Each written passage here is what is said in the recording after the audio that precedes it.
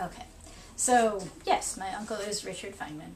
I am the daughter of his sister Joan, and both he and my mother were physicists. And what's interesting about this is, you know, he's such a folk hero, but to me he was always my Uncle Richard, and he was always just a member of the family, and not just a member of the family, but pretty much a member of the family in the same way that all my other members of the family were.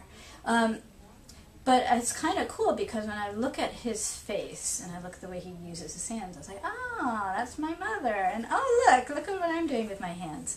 And there's just something about that playfulness that he had with ideas that I know exactly where it came from, and I know that I have it, and I know that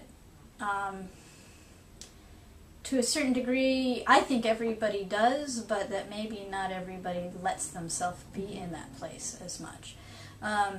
So there was a while in my life where, you know, when I would be thinking all of these different things, I'm going, you know, this is not theoretical physics. It isn't even close to theoretical physics. But, you know, it is theory, and it is...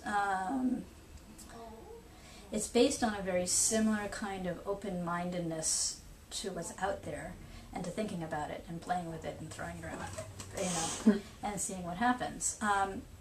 Where we differ is that, you know, when you are doing theoretical physics, you do need pay very close attention to how you get from one idea to another. Having watched him think, I know that he was using his intuition and his just desire to just toss ideas around. And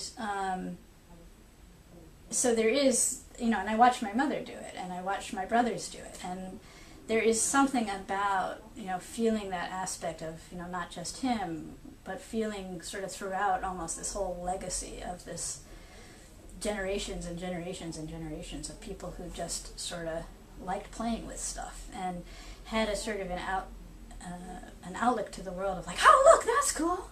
Oh yeah, that's really cool too. You know, and my particular specialty is actually bringing in ideas from all over the place and going broad, as you might have noticed. But still, you know, I do feel that kinship, and I feel that, you know, knowing that both he and my mother were taken out by my grandfather to just look at stuff, and that they both have a sort of what might be called a healthy disregard for authority, in that they you know, are both very oriented towards looking at what's really there, and if it doesn't happen to fit with the theory, you know, that's always the classic thing. Mm-hmm. If the theory doesn't fit with the observations, then it's the theory that's wrong. I mean, if what you see is what's really there, then you've got to change the theory, no matter how dedicated you are to it.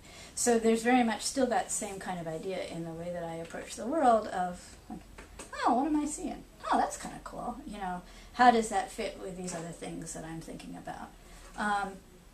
And, you know, so it's not that I necessarily believe that my ideas have a particular validity or a particular weight, you know, through that association, but it's more like it's just that familiarity of a way of looking at the world, and a way of playing with ideas, that just feels very much as if it's part of my legacy.